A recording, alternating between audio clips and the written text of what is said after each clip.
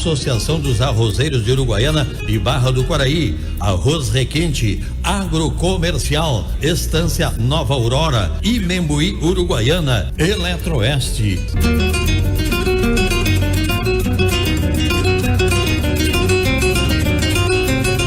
Aos ouvintes da Rádio Charrua, aos parceiros, ouvintes e amigos do Charrua Rural, estamos aqui mais um sábado para falar do nosso agro. Hoje, dia 21 de outubro, 9 horas e 11 minutos. Temos agora 21 graus, né? Um vento de 22 km por hora, uma umidade de 84% e 9% de chance de chuva. E ainda para o restante do final de semana temos possibilidade de chuva no domingo e na segunda-feira. Eu tenho aqui no aplicativo, aquele que eu acompanho, que é um compilado dos sites, tem 24 milímetros, isso é de média, né? 24 milímetros para domingo, 35 milímetros para segunda-feira. Restante da semana ainda também com algumas possibilidades lá de quinta-feira, sexta-feira, sábado que vem não e domingo que vem também não. Muito bem, as lavouras aqui de arroz bastante adiantadas, bastante gente já plantou toda a sua área, outros já mais da metade, né? Mas essas janelas que oportunizaram a entrada das máquinas favoreceu o plantio nesse momento, né? Apesar de estar garoa e garoando e chuva em alguns determinados locais.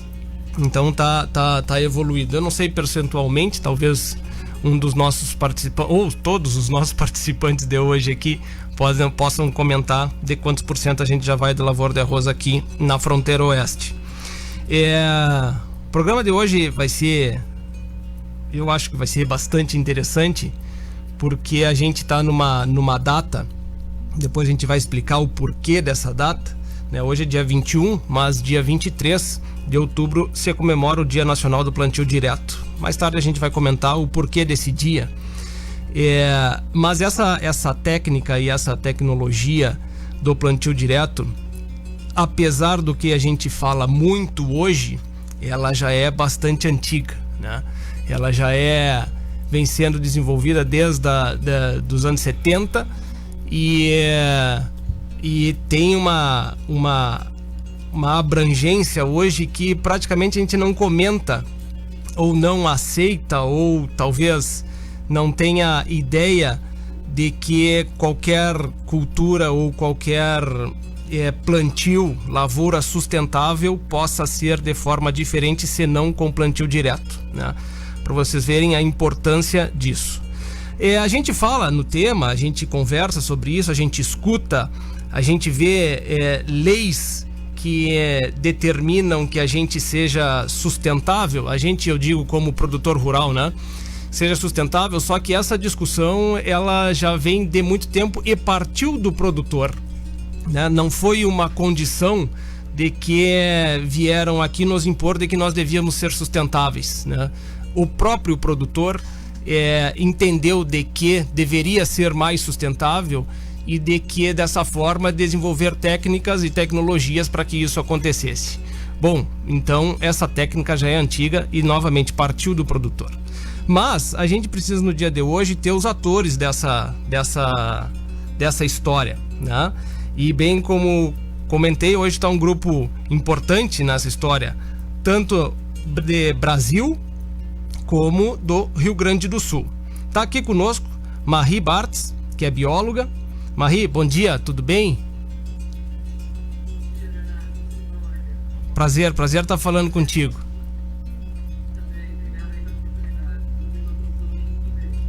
Também conosco, Ivo Melo, que é engenheiro agrônomo, chefe do 9º núcleo de... Como? Marie, desculpa, tava sem teu áudio aqui. Então só pra gente reiniciar, bom dia novamente, só pra turma que tá nos escutando te escutar. Obrigada aí pela oportunidade, bom dia a todos os ouvintes também. Agora sim, agora ficou bem. Ivo Melo, né, engenheiro agrônomo, chefe do 9º núcleo de assistência técnica de Alegrete. Bom dia, Ivo, tudo bem? Melo. Escutando. Ele congelou. Congelou. Tá, agora a gente volta com o Ivo ali, que congelou a imagem do Ivo ali. Também conosco o Ariovaldo Cerati, engenheiro agrônomo, produtor de arroz biológico aqui na nossa região. Ariovaldo, bom dia. Bom dia, ouvintes, bom dia, parceiros da palestra, da conversa. Muito bem. Prazer também. Tem uma interferência. Eu acho que talvez seja no do Ivo. E também aqui conosco, Werner Arnes, produtor rural, proprietário da Fazenda das Claras. Bom dia, Werner, tudo bem? Bom dia. Estamos aqui para participar e relembrar um pouco do início das nossas feitas aí de plantio direto aqui no estado e no Cone Sul, aqui, lavoura de arroz. Bem como a gente comentou antes, aqui o Werner é raiz. O Werner foi o único que veio aqui no estúdio conversar conosco. O restante está tudo via online aqui. Mas muito bem. Como eu comentei, a gente precisa entender um pouquinho da onde surgiu esse plantio direto, da onde veio essa ideia, aonde começou e como que chegou aqui essa tecnologia na nossa região. Maria, eu acho que essa é a parte importante, porque partiu do seu Herbert Bartz, né, teu pai, toda essa iniciativa de fazer em larga escala a tecnologia, implantar a tecnologia do plantio direto. Mas conta um pouquinho para nós e para os nossos ouvintes aqui, como é que surgiu essa ideia e da onde o seu Herbert trouxe isso ou surgiu da cabeça dele? Como é que foi? Ok, Bernardo. Vamos lá, dentro do grupo aqui eu ainda sou peixinho pequeno, né? Eu ainda sou aprendiz de muita coisa e daí estou agora, né, nesse momento de levar adiante o legado da família, né? Então eu vou contar um pouquinho como é que começou, não foi uma ideia que surgiu, mas, né, toda essa questão veio de uma preocupação com o cuidado e com a conservação do solo, porque o meu pai, ali em 1972, né, início dos anos 70, ele arrendou as terras do pai dele, começaram a produzir grãos.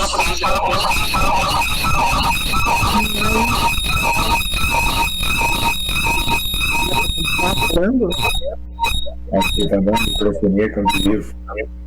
Pois então, podemos continuar, Bernardo? Pois então, podemos continuar, Bernardo? Pode continuar, estamos escutando. Pode. Ok. E... Ivo, eu acho que o teu som tá muito alto, acredito eu. E que esteja reverberando, voltando aqui para dentro da rádio. Muito alto, acredito eu. Acho que o do Ivo, né? Reverberando, voltando aqui para dentro da rádio. Muito alto, acredito eu. Acho que o do Ivo, né? Voltando da rádio. Muito alto, acredito eu. Acho que o do Ivo, né? Voltando da rádio. Muito alto, acredito eu. Acho que o do Ivo, né? Tá, Maria, acho que agora sim. Voltou, acho que era o Ivo o problema. Isso. Vamos continuar, depois a gente ajusta, tá? Certo. Então vamos lá, então. Então foi tudo ali no início dos anos 70, né, Bernardo? Uma inquietude muito grande do meu pai, porque, né, ele arrendou as terras do meu avô para produção de grãos, só que foi naquele manejo convencional, preparo do solo, arado, grades, né, e tudo mais, só que as nossas condições tropicais são extremamente severas, né? Ele chegou a ponto, assim, de ter que replantar a lavoura de soja dele 2, 3 vezes, até 4 vezes, porque ele perdeu tudo sempre com o processo de erosão. E tem uma noite muito marcante, em 1971, que ele tinha justamente plantado a lavoura dele, né? E ele perdia o sono quando vinha temporal, quando vinha chuva, né?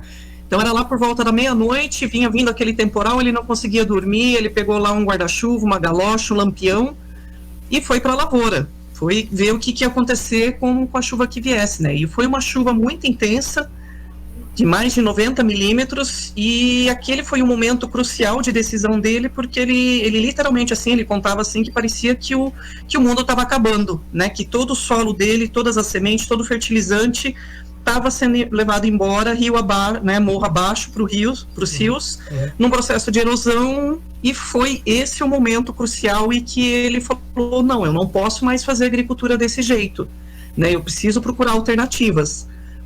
Ele chegou a receber do Rolf Debsch, que foi um parceiro muito grande dos trabalhos com culturas de cobertura, que estava no antigo EPAM, ele era da GTZ, que era um convênio com uma instituição alemã de pesquisa, e o Rolf Debsch deu 2 artigos que falavam do tal no-tillage, né, que eram artigos assim da No-Till Farmer nos Estados Unidos, e ainda o Rolf falou assim, olha, se tu for atrás é por tua conta e risco, né, tu vai arcar com as consequências. E ele daí, em 72, ele financiou uma viagem que ele foi para a Alemanha, para a Inglaterra e para os Estados Unidos. Na Alemanha ele foi naquela famosa Agritécnica, que inclusive acho que está para acontecer agora, a edição desse ano na Alemanha, em Hannover, não encontrou nada. Foi para a Inglaterra, para a sede da ICI, eles tinham campos experimentais onde eles já faziam experimentos com plantio direto, no entanto, eles queimavam ainda os restos das culturas, né? E meu pai falou assim, não é isso ainda que eu quero, né? E foi nos Estados Unidos, em Kentucky, que ele conheceu o Harry Young e o Charlie Phillips. Charlie Phillips era um extensionista, agrônomo extensionista, e o Harry Young era um agricultor que eles já praticavam plantio direto há 10 anos nos Estados Unidos. E foi nessa conversa e foi nesse processo que, quando ele viu no campo, né, o plantio direto acontecendo, porque quando ele chegou na propriedade do Harry Young, ele estava no momento de plantio de milho, e ele viu aquela plantadeira plantando morro acima, morro abaixo, milho crescendo de vários tamanhos, e falou, é isso que eu quero e é isso que eu vou levar para o Brasil. E foi ali que, né, eles fizeram todo o processo de importação da máquina da Alice Thomas para iniciar o processo aqui no Brasil. E ele voltou dessa viagem, ali já por meados de 72, né, e eu vou contar alguns detalhezinhos, mas assim, não foi tudo tão fácil, é tudo cheio de meandros, né? Claro, mas ele saiu para essa viagem com uma lavoura de trigo plantada, então ele voltou, perdeu todo o trigo dele com a geada, né, porque ele tinha intenção de começar umas parcelas aí de 10%, né, começar a fazer uns testes para daí ir para toda a área comercial. Voltou dessa viagem com 0 para produção, não ia ter colheita de trigo, estava com problemas de dívida, estava com soja comprometida com 2 bancos nos financiamentos, então tudo conspirando contra. E nesse processo ele acabou vendendo todo o equipamento convencional dele, ficou só com trator, com a plantadeira e colheitadeira. E aí no plantio ali de 72, quando ele já tinha ali Chalmas, né, ele foi o primeiro plantio, ele contava nas palestras dele, quem teve a oportunidade de ouvir as palestras dele, ele falou assim que ele fechou os olhos dele, se jogou no abismo e plantou 100% da área dele já em plantio direto em 1972. E daí esse foi, né, o ponto, a chave motriz desse processo que aconteceu a nível de agricultores aqui no Brasil, né, começando ali no Paraná. E isso foi se... fale. Nessa viagem, nessa busca por essa tecnologia, ele foi mais algum produtor junto a ele? Não, ele foi sozinho. A viagem dele recebeu uma ajuda de financiamento, ele parcelou, ele conta que a passagem dele parcelou em 10 vezes também para conseguir pagar, parece que teve algum auxílio da ICI, que era a Imperial Chemical Industry, que é hoje, acho que atual Singenta, não sei, me corrijam aí o pessoal que é mais da área. Teve algum auxílio, mas foi sozinho, não foi com nenhum agricultor junto, não. Foi na cara e coragem. E aí, aí nesse processo, teve alguns agricultores aqui em Rolândia que também importaram a máquina e iniciaram junto com ele, mas a gente sabe que esses primeiros anos são problemáticos, o pessoal não persistiu, eles acabaram voltando para o convencional porque teve muito problema de matos, de ervas daninhas, porque na época ainda não tinham os herbicidas apropriados para fazer o controle, né? Tanto que meu pai, ele ficou conhecido como um alemão louco de Rolândia que plantava no mato, né? Era assim, o pessoal do Brasil inteiro, o pessoal que cursava agronomia, conheceu ele dessa forma, né? Mas foi um processo gradual, e teve pessoal de Campo Mourão que foi visitar meu pai em 73, iniciaram em 73, pessoal de Mauá da Serra, os japoneses, a colônia japonesa teve um papel importante também em 74, foram, né, os japoneses são mais quietinhos, foram lá, meu pai falou 2 horas para eles, não falaram nada, e meu pai, tipo, né, não sei se entenderam ou não, mas pegaram, captaram a ideia, já no momento já compraram as máquinas e iniciaram o processo em Mauá da Serra. E em 76 tem um ponto muito marcante, que foi quando o Nonô Pereira e o Frank Dijkstra visitaram meu pai também, e começou a adoção do plantio direto nos Campos Gerais. E essa conformação, essa configuração desse trio, né, o Nonô Pereira, Frank Dijkstra e meu pai, eles formaram um trio que se uniu numa forma muito eficiente e muito fugaz para transmitir e levar adiante a difusão do plantio direto, né? E eu não sei se eu continuo na história ou se querem entrar aqui já para o Rio Grande do Sul, porque daí o que aconteceu ali no final dos anos 70, que é uma história que eu acho espetacular, Bernardo, né? Eu costumo falar, é uma história que eu não vi no mundo, porque ela vem, é um processo que vem dos agricultores, né, com a ajuda da academia, da pesquisa e das empresas em desenvolvendo essa tecnologia. E confesso que o meu pai ali no início, ele foi rechaçado pela pesquisa também, foi ridicularizado, inclusive, né, chamado de não é incompetente, mas irresponsável por ter adotado uma técnica que não foi validada pela pesquisa. Sim. Né, então ele foi muito persistente, muito teimoso, né? Uhum. Mas claro, teve quem da pesquisa veio junto, né, auxiliando no processo. Uhum. E daí em 79 tem um ponto marcante também, que é a fundação do Clube da Minhoca nos Campos Gerais, que configura a vontade dos agricultores em conjunto com quem está, né, pesquisadores, extensionistas, técnicos da área, em responder com troca de experiências às problemáticas que eles ainda não conseguiam solucionar. Então era essa troca de informação. E esse Clube da Minhoca deu origem aos inúmeros clubes Amigos da Terra no sul do Brasil. O Ivo, depois o Cerati podem falar, porque foi um processo muito intenso e muito forte também no Rio Grande do Sul. Então a gente tinha centenas de clubes, né, com encontros com mais de 4, 5 mil agricultores, chegando a 10, 12 mil, né? E em 92, esse Clube da Minhoca constituiu a Federação Brasileira, hoje chamada, era inicialmente Federação Brasileira do Plantio Direto na Palha, porque a palha era o principal, né, a proteção e cuidado do solo, mas hoje a gente chama de Federação Brasileira do Sistema Plantio Direto, porque para a gente ter eficiência e todos os resultados que a gente espera, tem que ser um sistema que tem um embasamento no tripé do mínimo revolvimento do solo, da manutenção permanente da cobertura. A gente falava da palha antigamente, mas hoje, se conseguir deixar plantas crescendo, raízes atuando o ano inteiro, é a melhor coisa, né, para trabalhar com a parte biológica e deixar esse solo vivo. E a rotação e diversificação de culturas para trazer esse alimento, essa proteção para toda essa biodiversidade, trabalhar em prol do nosso sistema agrícola, né? Então, esse é um pouquinho, né, uma forma bastante sucinta de como foi o processo até na fundação da federação, e eu acho que eu posso passar a bola para o Ivo, para ele contar um pouquinho como é que ocorreu aí no Rio Grande do Sul. Eu acho importante e foi por isso que eu queria que contasse um pouquinho da história, e da mesma forma aos outros 3 participantes também, porque semana passada nós fizemos um programa aqui que conversávamos sobre a ovinocultura, o momento da ovinocultura passando. E, na realidade, o tema inicial, o gancho, vamos dizer, foi a ovinocultura. Mas o resumo da conversa era muito mais da atitude que o produtor, nesse momento, tem que tomar por causa dos rumos que estão tomando o mercado da ovinocultura, do que propriamente se vai criar a ovelha X ou a ovelha Y, né? E o que a gente está conversando aqui nada mais é exatamente isso, né? É a atitude que tem que ser tomada no momento de escassez financeira, escassez produtiva, né? Escassez tecnológica. E o que vai acontecer para se manter no negócio? Então, por isso que eu queria que a gente contasse essa história. Eu acho que fica bem a gente fazer o link, Ivo, contigo, que foi também um dos principais atores nesse momento de vir, de como se iniciou aqui no Rio Grande do Sul a história do plantio direto, até a gente chegar aqui na fronteira oeste.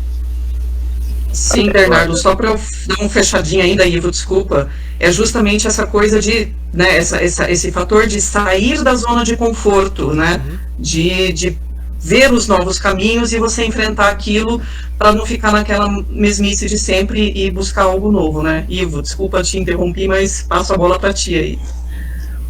Então, tá bem, bom dia a todos os ouvintes aí da Rancho na Rua, obrigado aí pela oportunidade da gente poder estar, inclusive, falando aí com a Maria aí, que ela anda muito né, ocupada nesses últimos tempos, dias aí. Mundo afora, né, Ivo? Mundo afora. Mundo afora, é isso aí. Mas né, eu escutei, eu tive a oportunidade, eu tive o prazer, a oportunidade, talvez até em determinado momento da vida aí do Herbert, o pai da Maria, eu tive... Em alguns anos até acho que convivia mais com ele do que ela com ele. Exato, justamente. De tantas oportunidades de viajar, de estar junto e tudo. Então, essa história que ela conta aí, eu também consigo contar para ela, né, com esses detalhes, assim. E é muito importante a gente ressaltar, né, eu acho que aquilo que a Maria falou ali, que o pai dela jogou todo... eu não vou fazer mais nada disso aí. Ele estava convencido que tinha que mudar e resolveu simplesmente jogar tudo para cima e disse, bom, vou me atirar nesse precipício, se der certo deu, se não der não deu. Então acho que é o grande lance do inovador, da pessoa que modifica, que muda as coisas, né? E o Herbert tinha essa característica aí muito importante aí, que foi o que mudou o negócio, né? Porque aqui, se você começar a conversar aqui no Rio Grande do Sul e até em Santa Catarina, em outros lugares aí, tem um monte de gente que diz, não, mas lá em 1970, em 69 eu fiz experimento no plantio direto. Tem um monte de gente que fala isso. Mas todo mundo era sempre um cantinho que tinha deixado um pouco de mato, não preparou a terra e botou uma sementinha lá e não deu nada certo, né? E era um cantinho mesmo, era uma coisa que não tinha relevância. E o Herbert não, ele fez toda a lavoura dele, né? Então isso eu acho que... E é isso que é importante a gente lembrar, que ele teve essa audácia, né, de fazer o seu negócio, transformar o seu negócio, para que isso se transformasse nessa revolução que se transformou. E aí, como a continuidade, vamos dizer assim como o Nono Pereira, o Frank Victor, o pessoal de Mauá da Serra, que foram lá copiar, ou foram conversar com o Herbert lá para saber como é que ele estava fazendo toda essa revolução. Tiveram vários produtores aqui no Rio Grande do Sul que a gente eu não tenho bem ideia dos anos, né? Mas principalmente a partir do final dos anos 70 e dos anos 80, é que o pessoal se deu conta disso aí, né? E viu que, vamos dizer assim, a resposta do Clube Amigos da Terra aqui no Rio Grande do Sul, ela foi uma resposta a essa expressão que a Marie tocou ali um pouco, ela tocou e tangenciou ali, né? Que o pai dela era tratado como irresponsável porque adotava uma tecnologia que não estava validada pela ciência.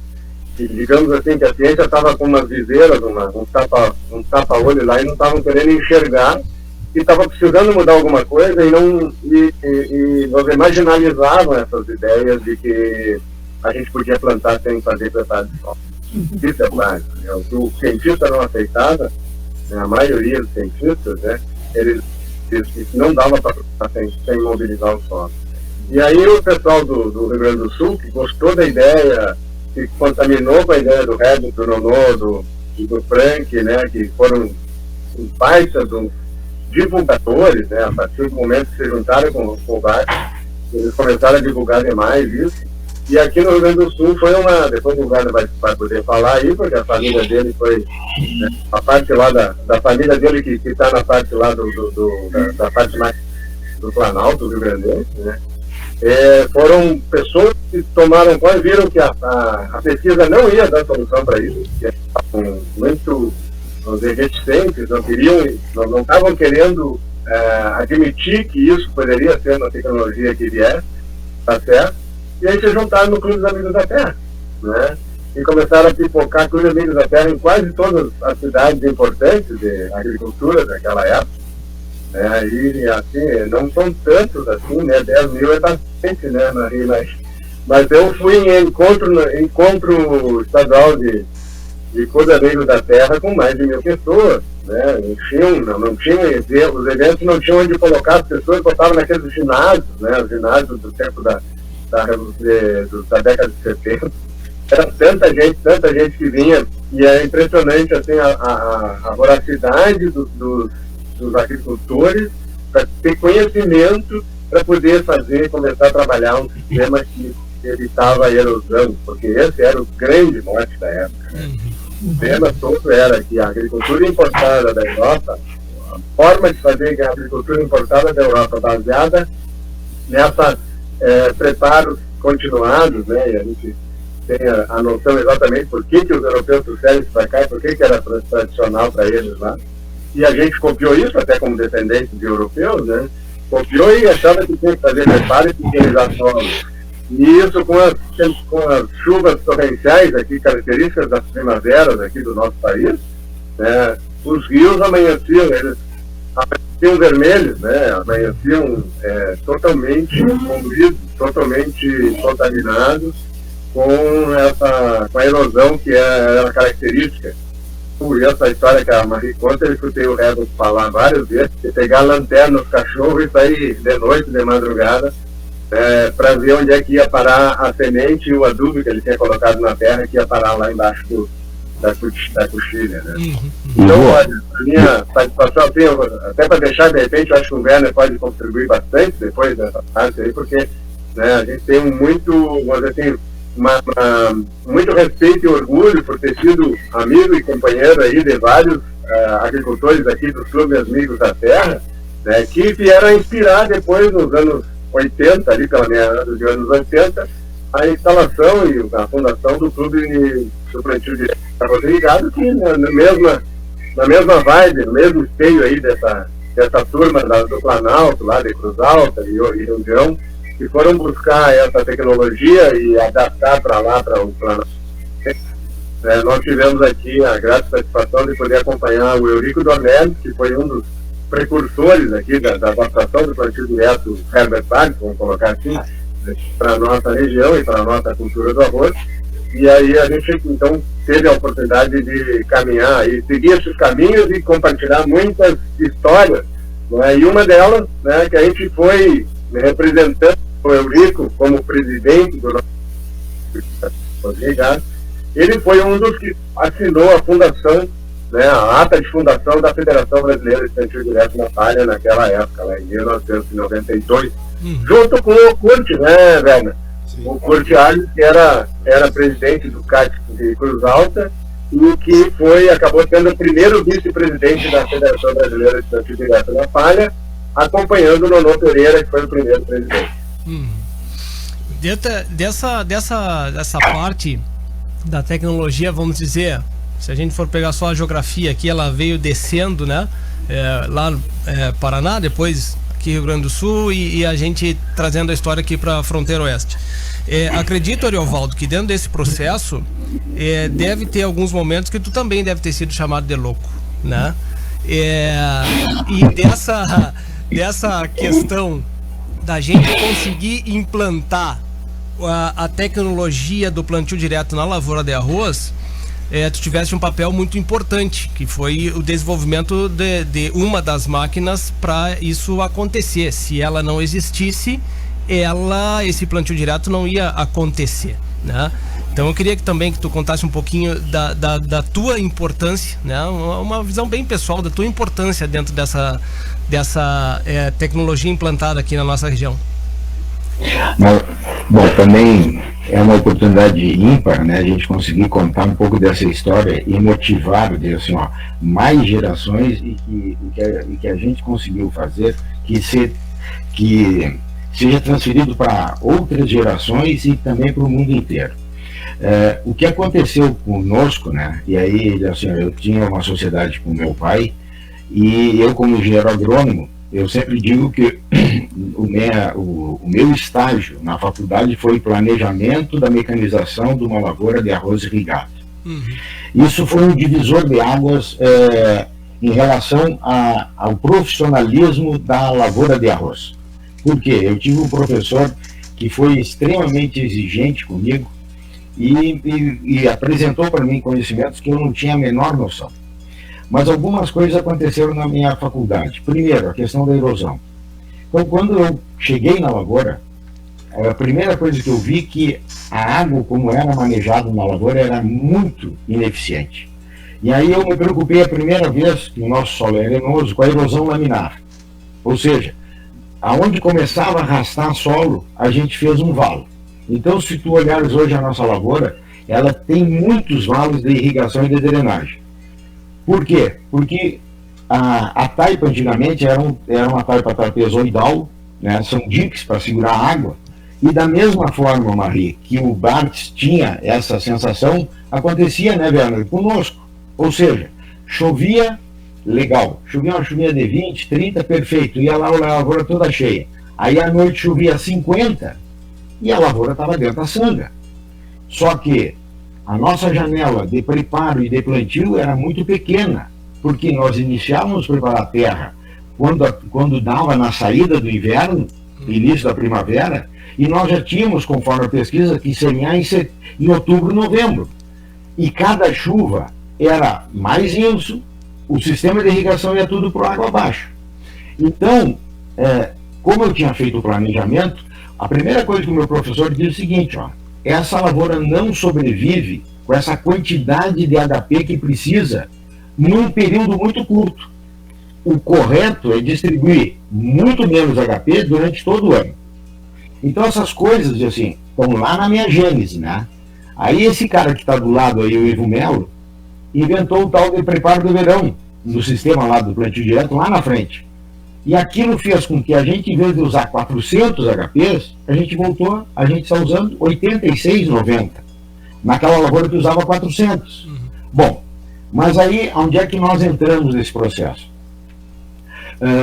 Quando a gente estava muito preocupado com a questão da conservação. Por quê? Preparo do solo, a mesma coisa, Marie. Chovia, lá ia o nosso solo, o nosso sistema de irrigação, e nosso adubo e a nossa semente. Aí a gente ouve falar que uns loucos estavam fazendo plantio direto de arroz. Só que o plantio direto de arroz que era feito na várzea. Ou seja, em solos planos, Bernardo. E aí o que acontecia? Solo plano tem pouca taipa. Eles preparavam, copiando o modelo do modelo lá do Paraná, que iniciou com eles, só que na nossa lavoura de coxilha é uma taipa em cima da outra. Então o que nós iniciamos copiando, a gente fazia o preparo, aí dessecava, e quando tu fazia as taipas, praticamente ficava 50% da lavoura com plantio direto e 50% com convencional, com aquela clássica taipa de trapezoidal. E aí, assistindo uma palestra lá em Santa Maria, como do plantio direto, que a gente estava participando, surgiu, eu disse, não existe plantio direto na lavoura de arroz irrigado. O que existe é um pedaço da lavoura. E nós tínhamos que semear 100% da lavoura. E aí o Rogério Bartz disse, olha, o nosso seminário não tem espaço para loucura. Ora, como é que nós vamos pegar e vamos semear 100% da lavoura? Não existe isso, é uma loucura. Vamos para outro caminho. E aí, estava eu e o pai, né? Isso... Não, vou ter que te interromper, porque o que tu falou foi que nós estávamos discutindo sobre como adaptar a máquina, melhorar a máquina, a semeadora, né? E aí daqui a pouco tu larga assim, não, mas você tem que fazer uma máquina que semeie na taipa, que plante na taipa. E aí foi aquela, você é louco, onde é que você viu uma coisa dessa? Isso é um absurdo, né? Todos os Rogério Sato, o Jacaré, o Jair Almeida, né? Pularam dizendo assim, não, isso aí você não vai conseguir, não tem como, né? E eu estava obrigado. Tá, vai lá, conta o resto. Que na verdade a gente já tinha construído a taipadora arredondada, só que não semeava 100%, a gente só semeava as taipas e depois semeava o quadro. Bom, o que acontece que eu tenho um pai, né, que eu tenho o privilégio de ter meu pai com 87 anos vivo, que é um excelente mecânico e inventor. E aí, assim, as nossas loucuras eram acompanhadas, assim, com realizações mecânicas reais. E aí a Semiato, assim, sempre acreditou no sistema e levou o pai para a engenharia, e o pai definiu com os engenheiros como é que ia ser feita a taipadora e a semeadora. Então o pai estava dando um testemunho, exemplo, o limitador de profundidade. Ele construiu na época do preparo convencional. Aí lembra, Ivo, não tinha os limitadores nas linhas, porque como a gente planta em curva, né, com taipa, uma linha cavalava na outra, aí quer dizer, tem todo um processo disso. Mas o interessante assim, ó, é que existe um momento assim, ó, onde todas as coisas foram fluindo a favor. Então, lá vem o Bartz lá do Paraná, aí a gente tem essa preocupação como engenheiro, como técnico, tem o seu Eurico, que dá uma vida inteira por isso. Tu não tem ideia, assim, ó, eu e o Ivo, no pessoal da pesquisa, mas os caras riam da nossa cara. Nós estávamos lá na Embrapa, tu lembra, Ivo? Tentando explicar para eles que a gente já fazia, que funcionava, mas a gente precisava definir parâmetros, critérios. Só para vocês terem uma ideia, assim, ó, das mudanças de paradigma, eu aprendi na faculdade e os antecessores que quanto mais tu preparava a terra, mais cócegas tu fazia no solo, mais sorriso tu tinha na colheita. Imagina esse cara que as pessoas falavam isso, dizer não faz nada. O proprietário aqui do campo era agrônomo e dizia: tchê, é tudo ao contrário do que eu aprendi.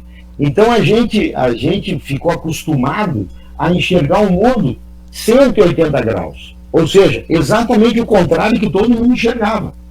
E aí que começou a dar certo. Então, essa é a nossa participação, e é muito importante assim, ó, os seminários, e aí começa a entrar a turma da assistência técnica. Por quê? Porque apesar dos produtores e ter uma grande empolgação, se não tivesse, e aqui na nossa fronteira, as lavouras de arroz são assistidas por produtores.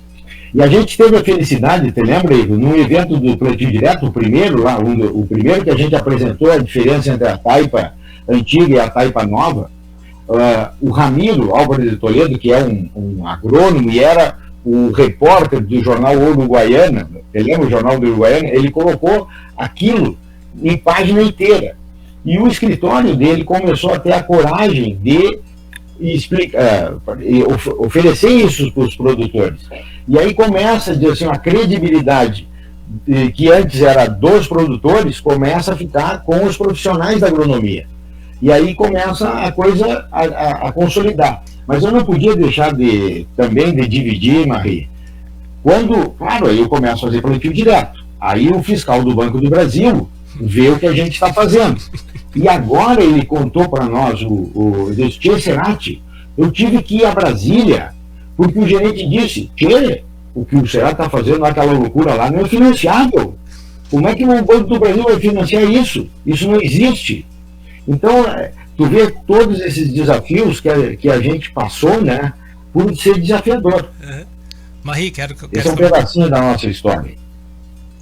Eu quero fazer uma complementação também, que eu não nego. Eu falo, tem muitos meandros, Bernardo, o pessoal não tem noção. Quem nasceu hoje no plantio direto, por isso que a gente está fazendo esse esforço de resgatar essa história toda, cara, porque é uma coisa assim que espetacular, entendeu? E o pessoal não tem noção o que esses agricultores fizeram para passar.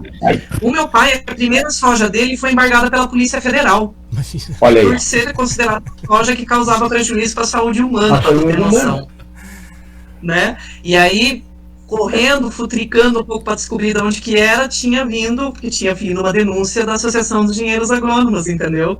Então, é todo um processo que foi muito, muito custoso e de muita força de vontade, entendeu? Murro em ponta de faca. Todo mundo jogando ponta. O seu Herbert tinha uma fala, um dia eu assisti uma entrevista dele, comentando de que o segredo do plantio direto não estava no que a gente via, e sim o segredo estava todo embaixo do solo, e era nas raízes, era as plantas buscando os nutrientes, então a gente não via aquilo ali, né? E hoje o que a gente escuta, o que a gente discute, o que a academia tenta comprovar é exatamente isso, que o segredo está todo ele embaixo do solo. Né? Se vai passar. Exato, isso. Fala, mãe. Isso, de certa forma, né, eu acabo, né, meu pai, ele falou depois que eu defendi meu doutorado, que eu explico cientificamente o que eles já falavam, né, quando eu defendi era 30, 35 anos atrás, né, que toda a parte biológica tem toda uma importância e que, né, é o que estão tentando explicar hoje, e que outros estão dando outros nomes para aquilo que a gente já faz, que é, por exemplo, a linha da agricultura regenerativa, que está tomando toda uma dimensão. Porra, cara, mas a gente já faz um negócio aí há meio século, entendeu? Claro. E a gente tá aí, né, tentando estabelecer cada vez mais. Bernardo, uma coisa importante que eu não posso deixar de lembrar é o seguinte: o nosso solo é um solo mal drenado.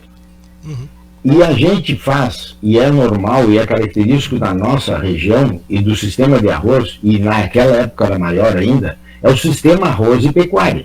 Ou seja, faz arroz e fica o campo nativo. E aí eu e o Ivo Melo, né, o Ivo Melo mais aí na frente, dizia, pessoal, a nossa rotação de cultura é o campo nativo. Nós temos milhares de plantas trabalhando a nosso favor com uma história milenar. Mas o pessoal, como a cultura do plantio direto era e é de solo drenado, de outra topografia, inclusive os micro-organismos, inclusive toda a composição é totalmente diferente do arroz. E se tu olhares o arroz dentro do agro brasileiro, ele, eu não sei se participa com 1% da área.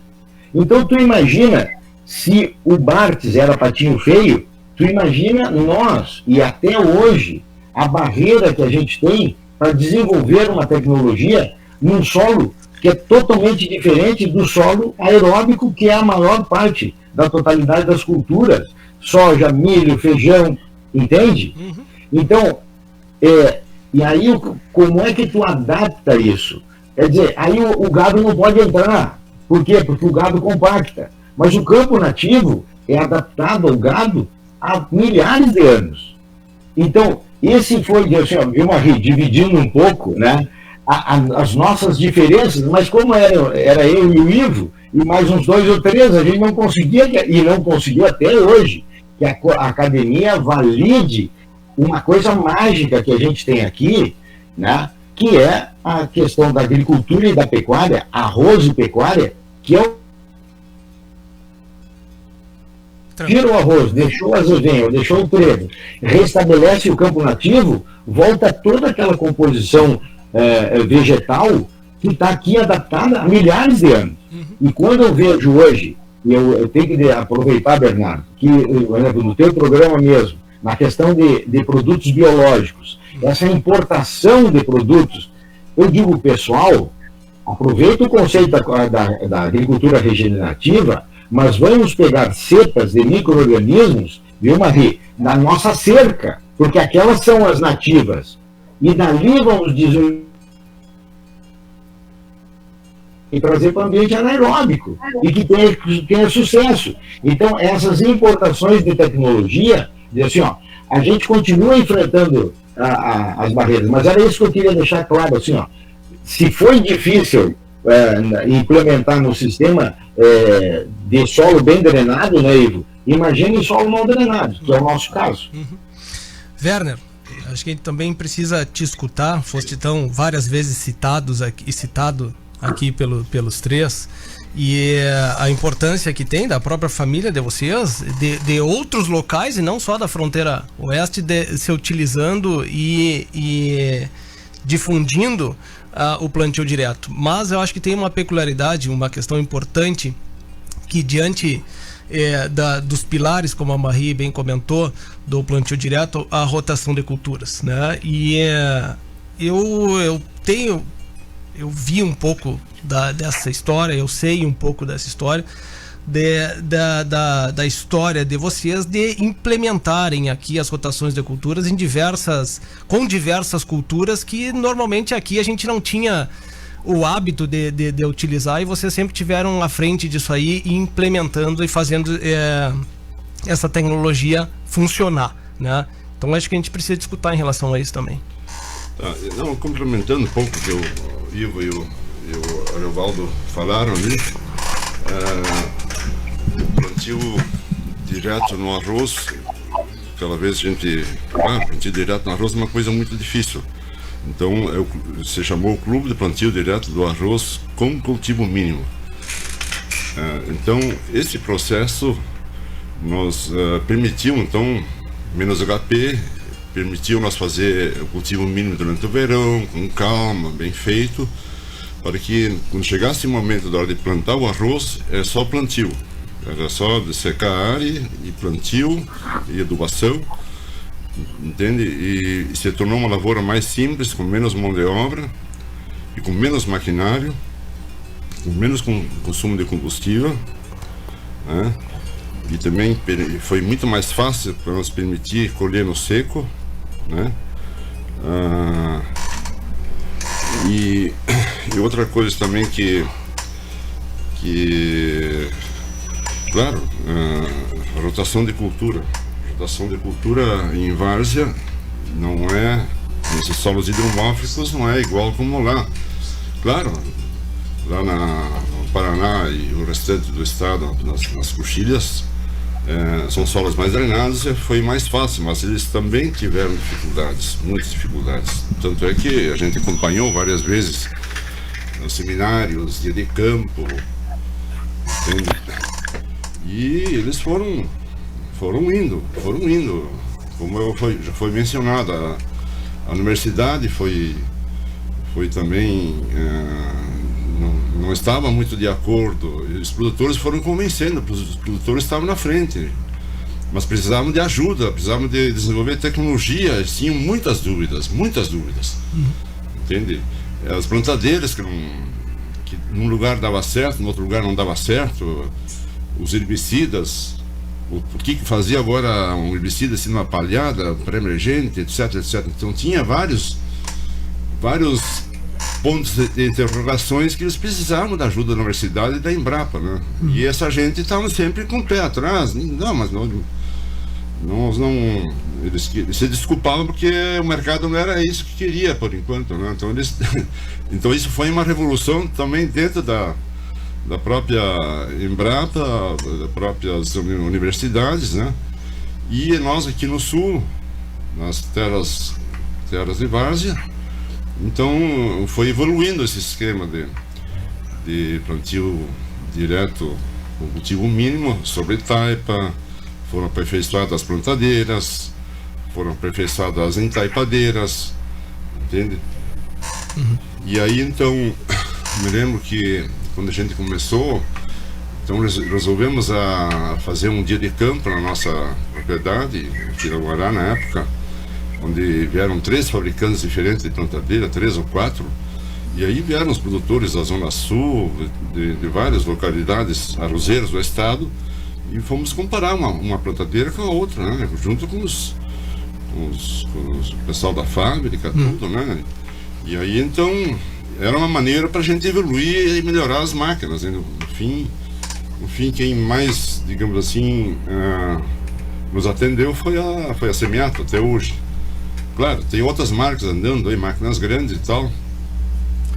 E aí então começou a despertar também interesse dos argentinos. Argentinos vieram nos visitar, nós somos sempre convidados também várias vezes para, até o Ivo Melo acompanhou, o Cerati também, e tinha um agrônomo de Mirga também que nos acompanhava, e fomos a Entre Rios, a alguns lugares da Argentina para explicar. Eles também estavam todos cheios de dúvidas, eles foram aprendendo e assimilaram logo, né? E assim, Uruguai, então toda a região aqui com o sul agora está fazendo esse processo que foi, bem dizer, criado por nós, um grupo de produtores, né? Que chegamos com essa tecnologia que simplificou bastante a nossa lavoura arrozeira. Eu não consigo nem imaginar hoje em dia fazer uma lavoura toda convencional. Imagina a quantidade de maquinário e sei lá, e problemas de erosões que sempre ocorreram, né? E agora sim, agora estamos num processo de, digamos assim, rotação de soja com arroz e milho e talvez até trigo no inverno. Nós particularmente estamos fazendo uma lavoura sem taipa, né, que é debaixo do pivô, onde a gente faz a rotação de arroz, soja, milho, trigo, azevém, em alguns lugares até um pouco de pecuária. E aí estamos evoluindo, mas sempre estamos carentes da pesquisa para nós aperfeiçoar essas tecnologias. Um ponto importante que eu acho, claro que nós falamos da técnica aqui, tem tantas outras questões da própria técnica do plantio direto para se comentar, mas um ponto importante que eu visualizo é de que nós estamos sempre a mercado, o produtor está sempre a mercado, né? Nós produzimos uma commodity e que essa commodity nós não colocamos o preço nela. Bom, isso é lógico, estou sendo clichê aqui comentar. O que cabe ao produtor? Cabe a gente controlar, ter os controles produtivos e ter os controles financeiros da lavoura, tá? Diante da técnica imposta e da técnica já tão bem difundida, né? Isso possibilitou com que esses custos baixassem. Vocês mesmos comentaram, né? Menos HP, menos combustível, menos máquina, colher no seco, que por óbvio vai ter menos consumo de combustível e também menos estrago nas máquinas, uma maior produtividade, porque nós estamos melhorando o solo, melhorando o seu perfil produtivo, né, seu perfil biológico, seu perfil de nutrição do solo e aumentando a produtividade. Diante disso tudo, nós estamos fazendo uma lavoura mais segura do ponto de vista ambiental, né, e do ponto de vista financeiro, né? Então, quando comentam de que o agro ele estraga, de que o agro destrói, de que o agro não é o patinho feio, como é que diz? Me faltou o termo. O bicho papão. Pode ser o bicho papão, né? Da sustentabilidade do meio ambiente e tal. Não, nós estamos aqui mostrando, comentando, contando a história de que é muito pelo contrário. E isso, de novo, como eu disse lá, não foi uma lei, não chegou aqui alguém e disse assim, vocês têm que fazer aqui. Não, foi o produtor que se deu conta e disse assim, se eu não fizer algo para melhor, eu em seguida não vou ter meu maior bem, que é a terra. Então, como que o produtor vai pensar de que ele tem que destruir o seu maior bem? Não, ele tem que manter e ele tem que fazer com que isso seja muito mais longevo, que ele dure muito mais, que ele dure o resto das nossas vidas, dos filhos, dos netos, ou de quem for o proprietário daquela terra, né, em determinados momentos, né? O que a gente está vendo aqui, o que a gente está escutando hoje são atores, né, desse processo que realmente revolucionou, tá, toda a agricultura mundial, porque as pessoas nos escutam e vêm e procuram o produtor brasileiro. Não é porque é bonitinho, porque é legal o Brasil, porque é tropical e é carnaval e tem a caipirinha. Não, só um pouquinho. É porque o que a gente está fazendo aqui é o que vai manter as terras deles, que hoje estão sendo bastante destruídas, né? Da forma como o plantio lá aconteceu. Bom, a gente tem os exemplos de diversas regiões do mundo que vêm aqui e copiam, né? E que realmente tem que ser copiado. Nosso grande objetivo é alimentar o mundo, né? O Brasil, o celeiro do mundo, né? Do que nós conversamos, acho que ficou, a gente tem pouco tempo, mas ficou claro essa linha da história, né? O que vocês enxergam para frente? Quais são os próximos passos? Ou nós estamos no passo de ainda continuar difundindo cada vez mais? Mais gente precisa escutar sobre como fazer e como fazer melhor. Eu começo contigo, Marie, para saber como que tu vê, já tá andando o mundo afora e como as pessoas estão aderindo a essa ideia e como tu tá vendo para frente. Quais são os próximos passos que a gente tem que fazer? Ai, Bernardo, assim, por onde eu tenho andado, não está aderindo muito, sabe? Ainda tá precário, né? Eu tenho estado por Portugal e parte da Europa, e aí, de novo, como, né, a gente não tem noção daquilo que a gente faz de bom, né? Quando a gente fica dentro do nosso meio, né? E andando por lá, a gente vê ainda que essa percepção do cuidado, da importância que o solo tem, ela é mínima ainda, né? Ela é extremamente precária. E precisa avançar, né? O que um dos trabalhos que eu faço no exterior é tentar trazer essa sensibilização para os agricultores, para o público, para a sociedade em geral também, para perceberem a importância desse nosso patrimônio, né? E ainda assim, né, essa visão, né, que a gente falou do agro ser o lobo mau, né, o bicho feio da história. Infelizmente, boa parte desse cenário é o que é projetado lá no exterior do que a gente faz da nossa agricultura, né? E eu acho que a gente precisa tomar uma posição de não confrontar, né? Porque a gente não tem que confrontar ninguém, mas é a gente procurar uma forma de comunicação que ela seja mais efetiva, né? Que seja mais transparente, que realmente isso que a gente está fazendo seja percebido e observado pelo mundo, entendeu? Porque ainda, mesmo aqui no Brasil, a gente tem aí em torno da parte de grãos, 60% da nossa área ela está em plantio direto, Bernardo, não sistema plantio direto. Perfeito. Tá? É apenas plantio direto. A gente tem um chute ainda um pouco alto, que desses 60%, 10% seja um sistema. Isso é pouco. Então nós temos muito que evoluir ainda, mas a gente está à frente, como o Werner colocou.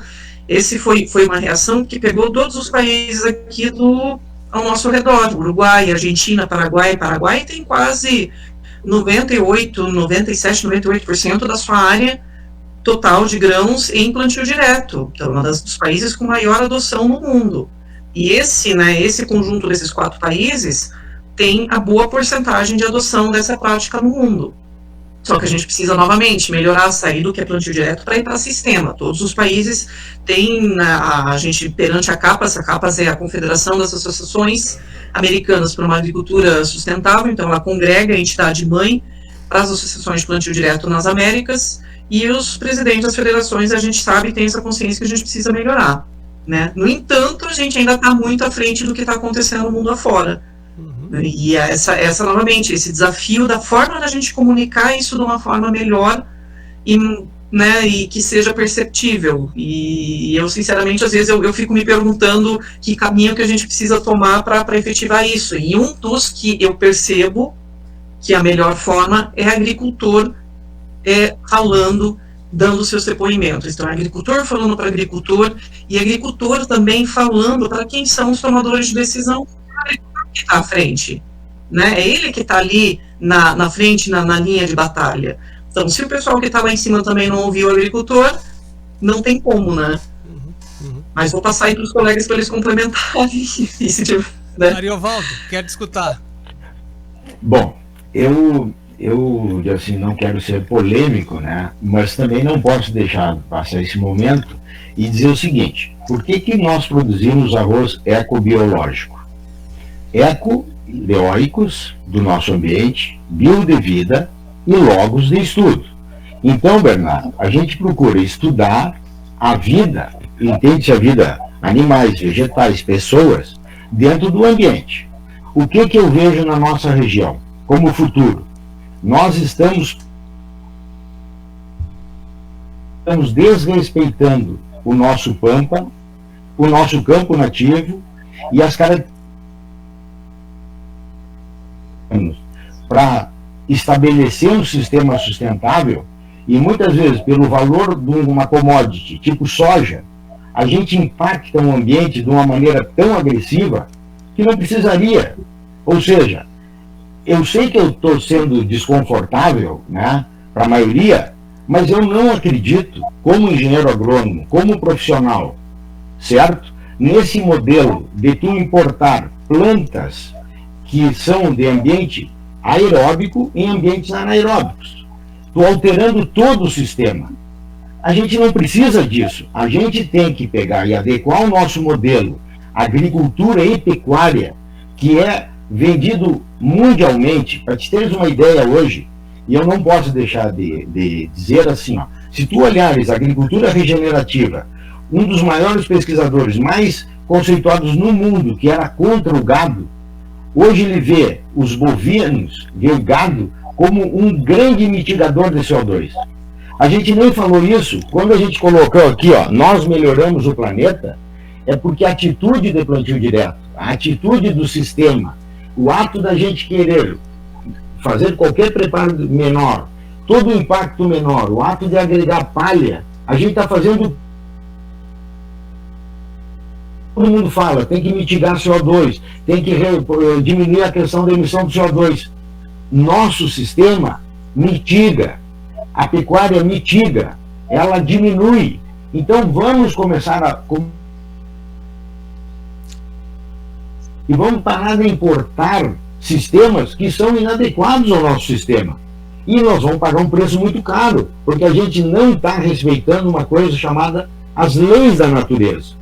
A natureza tem leis, e nós podemos alterá-las, nós não podemos alterá-las, a gente pode conhecê-las e respeitá-las. Me entende, Bernardo? Claro. Então eu sei que teu programa comenta muito... Tá, fala, Maria. Não.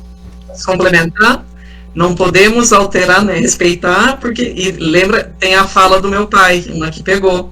Por que, Bernardo? Porque a natureza não aceita propina. Legal. Não aceita suborno. Entendeu? Essa foi uma das últimas frases do meu pai que ecoa assim de uma forma que, se a gente não aprender a não conviver, mas trabalhar junto com a natureza, ela tem que ser a nossa aliada, a gente não pode ir contra ela. Não adianta você tentar dar o teu jeito e nesses sistemas de extração, de visão financeira única e exclusivamente, que o negócio, desculpa o termo, o pau vai torar. E a natureza já está mostrando. A gente está tendo uma série de eventos aí que, me desculpe, é resultado daquilo, das ações que a gente está extrapolando os nossos limites, junto daquilo que a gente está fazendo de atividade, né? E dentro dessa linha, para concluir minha participação, assim, ó, eu vejo que nós, a gente trouxe a nós o papel de nutrir a sociedade.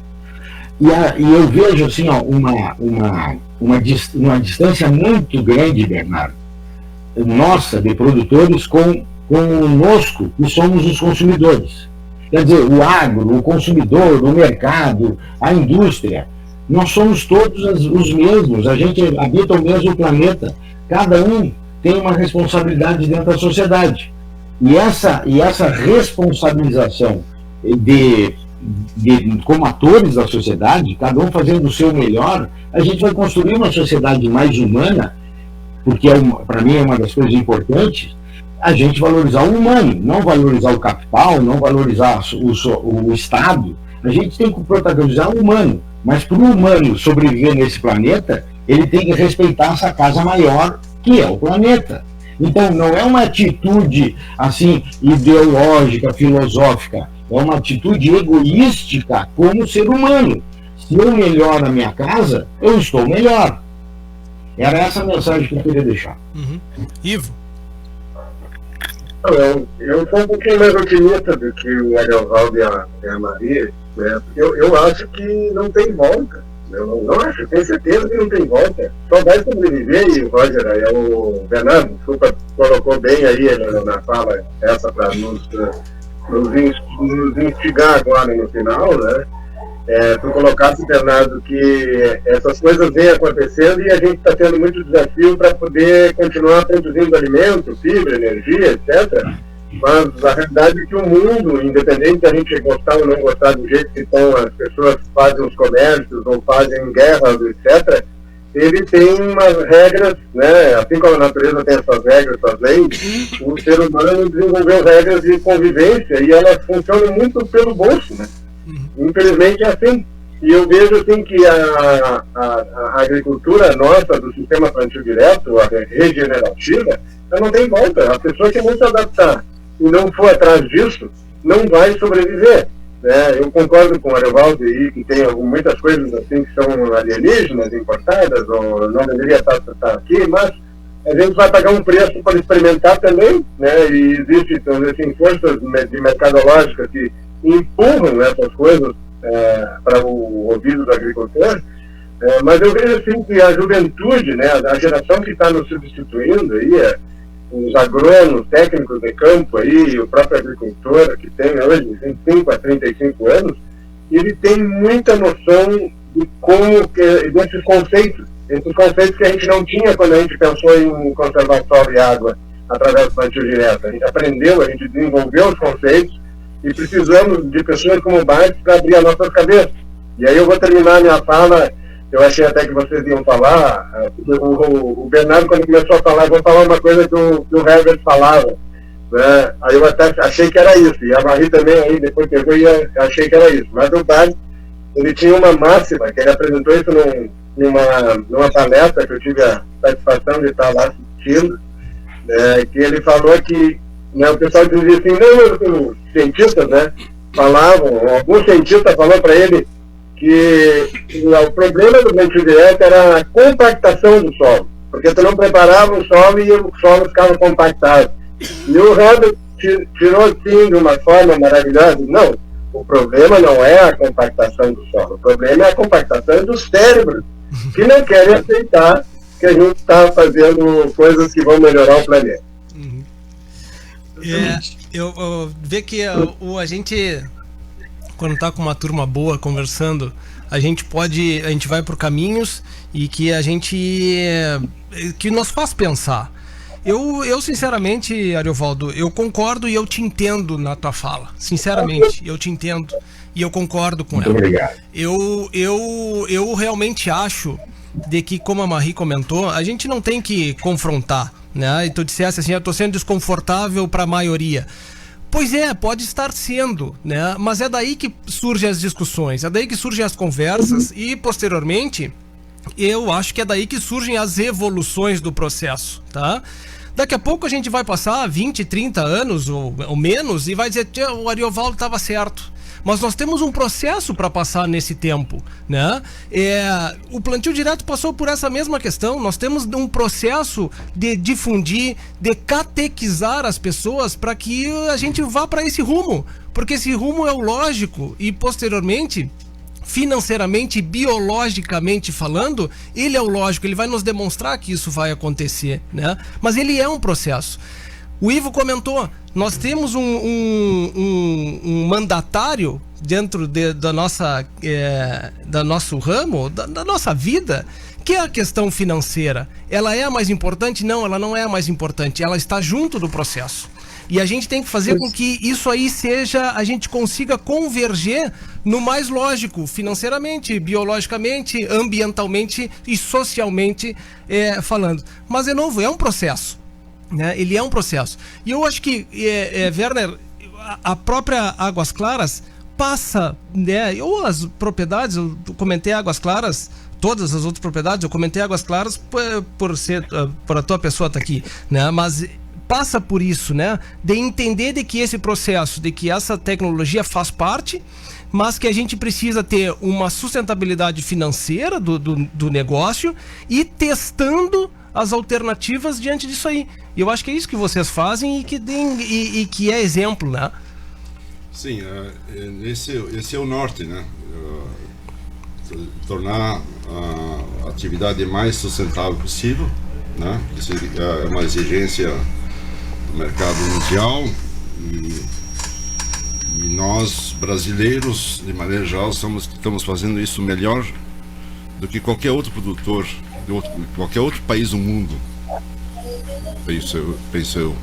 Tá certo que a Argentina, em partes também, mas o Brasil está fazendo muito bem isso aí, né? Porque, levando em conta só a parte, digamos assim, as reservas legais estão ficando de lado, que não está se explorando tudo, isso aí não tem outro país no mundo que está fazendo como nós.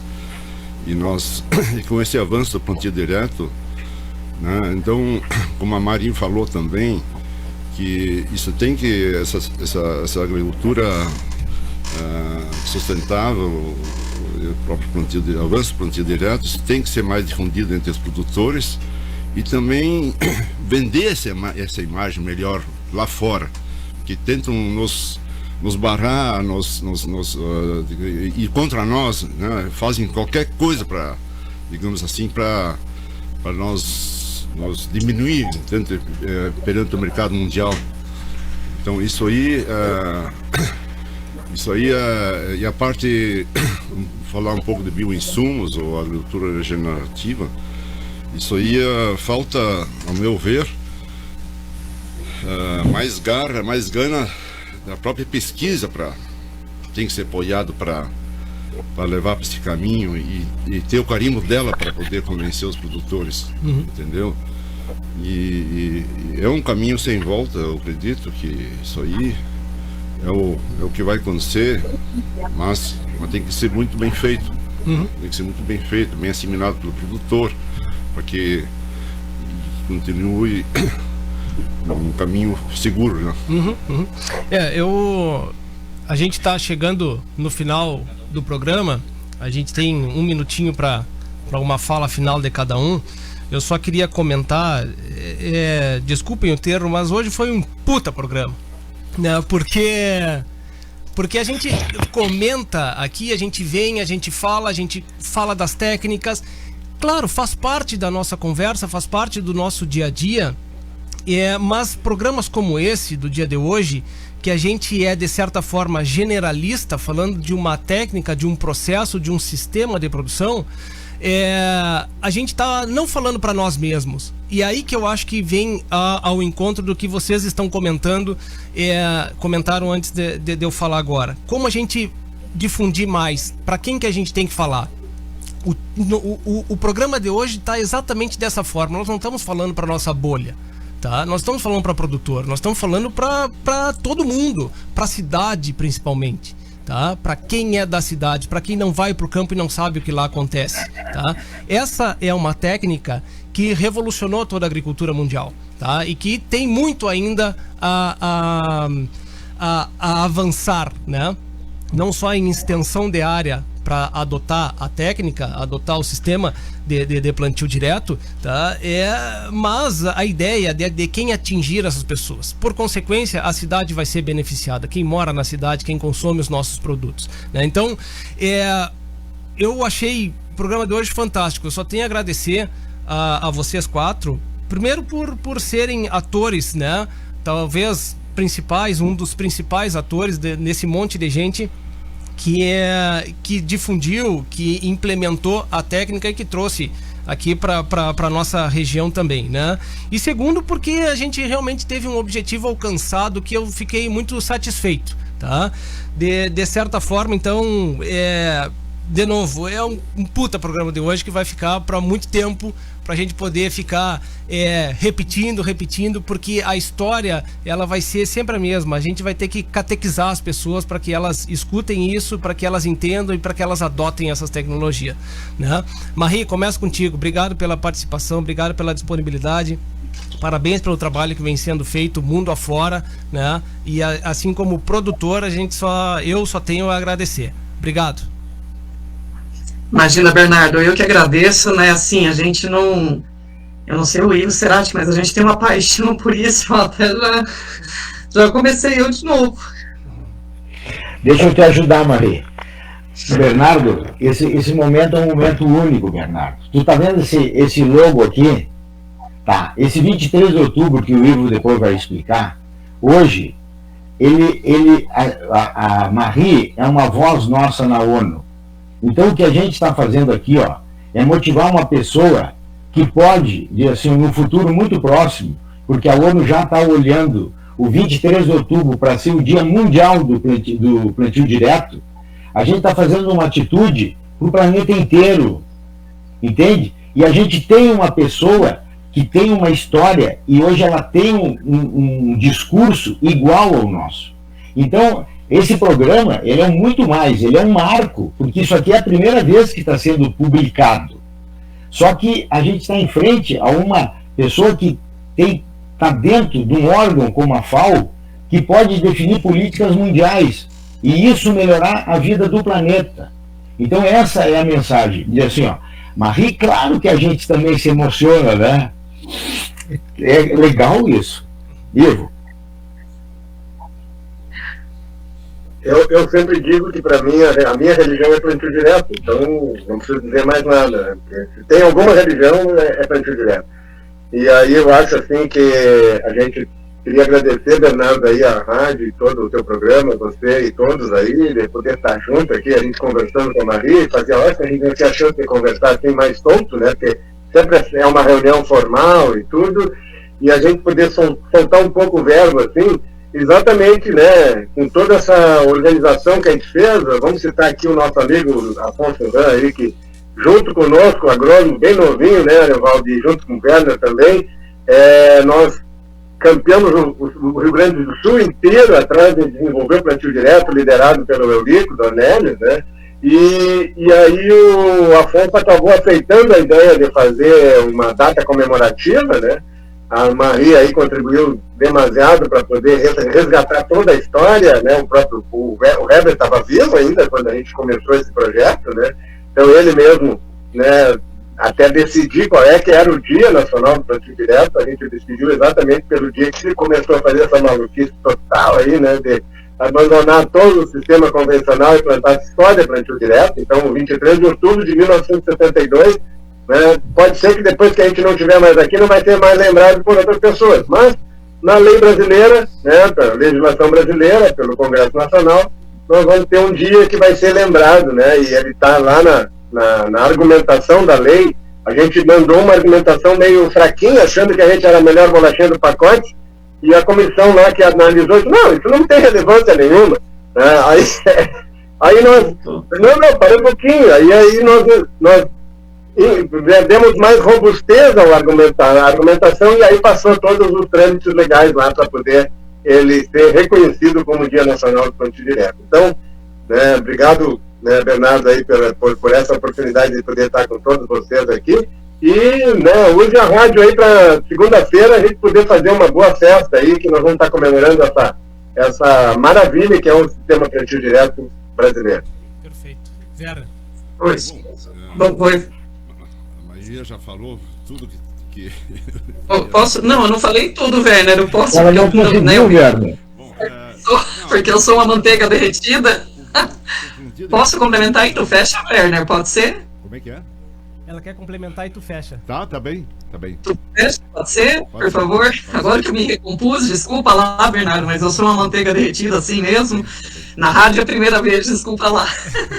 Então, mas é bem isso que eles falaram, né? A gente é uma paixão que move a gente, né? O Ivo falou, a religião é plantio direto, mas eu vou além, a minha paixão é o solo, a vida, e é o que sustenta toda né, a vida no ambiente terrestre, e isso se projeta pelo plantio direto na nossa ação dos agricultores, e que, né, indiscutivelmente isso está no meu sangue e na nossa família, e é um orgulho muito grande. Assim, a nossa ideia é envolver quanto mais possível a sociedade, o que a gente puder expandir, e a importância desse dia, dele ter sido fixada, é imensa, né, e não é uma pessoa, mas é todo um movimento. Eu costumo dizer que o movimento Sistema Plantio Direto é uma grande família aqui no Brasil, né? Porque a gente cria um laço, não é só no Brasil, porque isso vai além das fronteiras, como eu falei, pessoal do Uruguai, do Paraguai, da Argentina, criou-se um laço de amizade e também de companheirismo, de trocas, que é uma coisa que é muito fantástica. Então, vai além de uma técnica e de uma prática agrícola, certo? E aí, novamente, vamos chamar o público aí, porque 23 é o dia, segunda-feira, mas a gente vai estar a semana inteira fazendo comemorações. O pessoal, o que quiser promover, para estar junto com a gente nesse dia, a gente tem um mapa no site da federação, que é para registrar as atividades que estão fazendo, para a gente conseguir mapear, e também, talvez, né, eu quero usar isso como uma bagagem, uma força para essa articulação que eu vou fazer junto ao FAO, a gente transformar isso num dia mundial, num dia internacional do plantio direto, que foi uma sugestão que nos fizeram, né? Então, agradeço novamente a oportunidade, e, Werner, passo aí para você fazer o fechamento. Obrigada. Tá bem, como o saudoso Vitor Truco, que foi da Associação Plantio Direto da Argentina, e ele disse assim uma vez, vocês se deram conta que todos que se reúnem para evoluir e falar, conversar, trocar ideias, plantio direto, são tudo gente boa, amigas, né? Então isso que eu vejo também aqui no Brasil, e que isso aí é uma constante evolução. Quem está nisso aqui e quer seguir, é uma constante inovação. Cada ano tem coisas novas para serem implementadas e desenvolvidas para que tenhamos progresso. Então, agradeço a oportunidade de ter estado nessa rádio e com esse grupo seleto aí que foi tão bem se expressou aqui no programa de hoje. Muito bem, agradeço. Muito bem. Eu só tenho a agradecer a vocês. O programa de hoje são programas assim, são conversas assim, que nos tornam pessoas melhores. Tomara que quem nos escutou no dia de hoje também tenha a mesma sensação e de que a gente tenha conseguido transmitir isso aí. Obrigado a vocês, parabéns a vocês 4 e passo isso aos produtores de que assim também seguem essa família, como disse a Marie, do Plantio Direto. Muito obrigado a vocês, obrigado aos nossos patrocinadores, obrigado à Associação Rural de Uruguaiana, à Associação dos Arrozeiros de Uruguaiana e Barra do Quaraí, ao Grupo Ceolim, há mais de 40 anos de trabalho e superação, Arroz Requinte, um alimento de todas as horas. E Membuí Uruguaiana, contamos com a parceria das melhores marcas de insumos e defensivos agrícolas do país, localizada na BR-472, saída para Barra do Quaraí. Contato pelo telefone 55996239936. Sicredi, gente que coopera cresce. Eletroeste, materiais elétricos, tecnologia e automação. E Estância Nova Aurora, tradicional criatórios das raças Hereford, Braford e Ovinos Ideal, produz animais com as mais modernas técnicas de reprodução, ganho genético, rigoroso programa de seleção, sanidade e bem-estar animal. A Nova Aurora informa seus clientes que comercializa touros Hereford e Braford diretamente na propriedade. Agende a sua visita pelo telefone 3412-4033, pelo celular 99607-1050 e ainda pelo e-mail cabanhanovaaurora@uol.com.br. Muito bem, muito obrigado a todos, obrigado pela paciência, obrigado novamente a vocês pelo prazer de estar estado aqui com vocês. Um ótimo final de semana, continuem se cuidando e até a semana que vem. A Associação dos Arrozeiros de Uruguaiana valoriza os seus associados e mantém diversos programas para promover o desenvolvimento da atividade orizícola, sempre incentivando o empreendedorismo e a qualificação. Temos orgulho de nossos parceiros que participam ativamente do nosso agronegócio. Braços fortes que produzem o alimento, geram renda e criam oportunidades. Você que cuida também da sua lavoura, merece uma Depois eu vou te mandar uma mensagem. A Associação dos Arrozeiros de Uruguaiana, desenvolvimento, tchau. com trabalho e parceria. Pensou em acessórios com as melhores marcas do mercado? Pensou em Dotto Autopeças? A Dotto Autopeças oferece a você